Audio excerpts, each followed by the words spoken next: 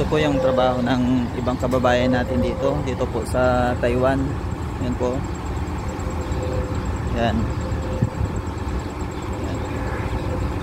Yan mga tropa natin, mga Pinoy yan, mga idol. Yan po yung barko nila.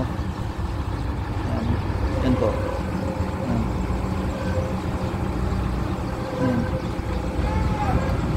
Dito po nagtatrabaho yung iba po nating kababayan dito po sa Taiwan. Yan, sa mga barko ng makarel po yan, mga idol. Yun po yung nakikita nyo sa laot. Yun sa operation namin. Ayun yung barko namin, mga idol. Yung dilaw na tambutso na yan. Yun sa gitna. Yung pangalawa. Yun yung barko ng pangulong po namin. Yan. Hanggang dun yan. Kabila. Pagkalamig po dito sa sa amin ngayon. Winter po ngayon dito, mga idol. Yung barko ng pangulong namin, yung may dilaw na tambutso na yun, mga idol. Oh.